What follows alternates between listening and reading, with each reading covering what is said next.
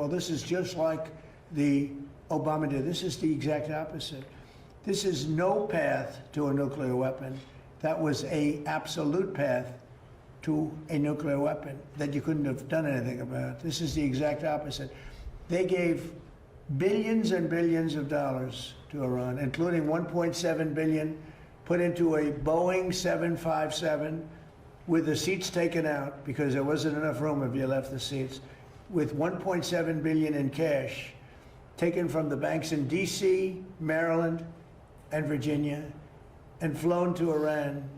1.7 in green cash, and then tens of billions of dollars given to Iran by our government.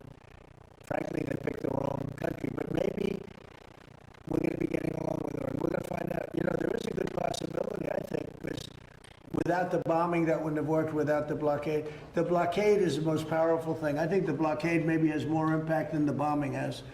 But the blockade that we have, the naval blockade, is incredible. Now, one ship has gotten through, unless we wanted it to. And people respect it a lot. And we'll see. But, you know, there's a chance if this really worked out, they could rebuild. You know, it used to be a very, very good nation. You go back, I have friends that used to, old timers, they used to go there and they used to do well. They used to build in Iran. They built apartment houses and they built office buildings in Iran. Hard to believe, right? But there's a chance that maybe that comes back. But whether it comes back or not, I think we have a very powerful deal that we're negotiating. The exact opposite as the Obama deal. The Obama deal was a disgrace. It gave them a nuclear weapon. We do the exact thing. We, under our deal, they will never, ever have a nuclear weapon. One of the other things that happens, and this is important, but there's nothing more important than taking away the capability of a nuclear weapon from Iran. Mr. President. Wait, but one of the other things that's important, and very important, is that immediately upon signing the Memorandum of Understanding, the Hormuz Strait will open. And it'll open up quickly, and we've already had our minesweepers there. You know, we're sweeping, as you probably have heard. And these are underwater minesweepers, a great, amazing technology. They're underwater because usually when you're looking for mines, that usually means you have some dangerous characters out there. That's why, so we're underwater, but we've swept mines, and we've gotten most of them, we think. So, but the Hormuz Strait will open immediately upon signing. Now, that's subject to a couple of areas being cleaned out also of mines, which we don't think there are any. So it'll happen very quickly, and we'll take the southern route anyway. But immediately upon signing, we open up the Hormuz Strait. Mr. President, just to clarify on what you said, excuse me, Mr. President, just to clarify on what you were asked earlier, is the $1.8 billion DOJ fund dead, or is it on hold? It's, I'd have to ask the lawyers, I don't know.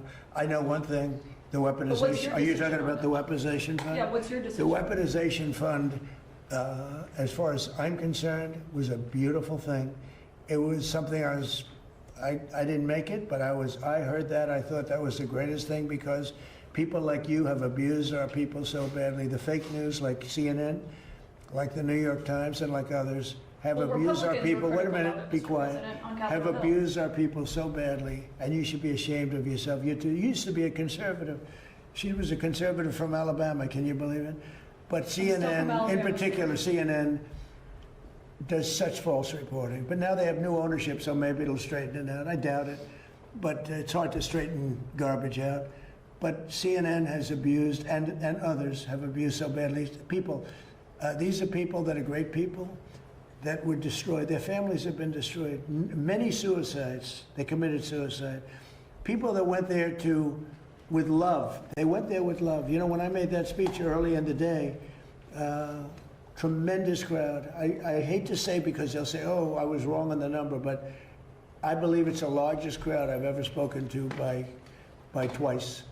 The biggest crowd, I think, bigger than the inaugurations, bigger than anything. And there was so much love and friendship. It was the most amazing thing. People were crying. But they were like, wait a minute, let me finish.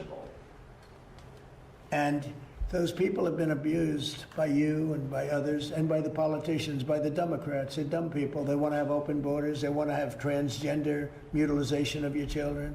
They want to have men playing in women's sports. They want to have high taxes. They turn down You know, they fought us on the tax bill, and they fought us because they want people to pay high taxes, because they're crazy. There's something wrong with them.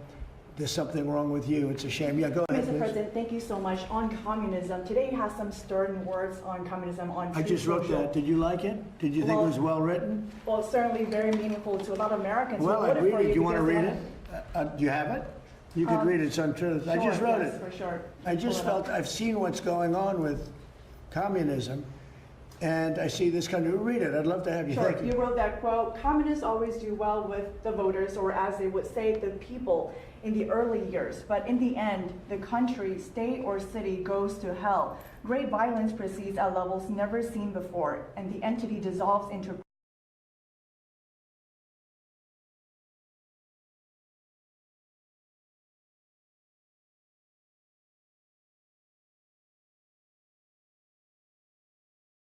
California. And it's so easy, you know. I'd be the greatest in the world. Nobody would be as good as me. I'd get away everything. I could be the greatest. I would sell them. You're going to get free rent. You're going to get free houses. You're going to get free food. You're going to get free everything.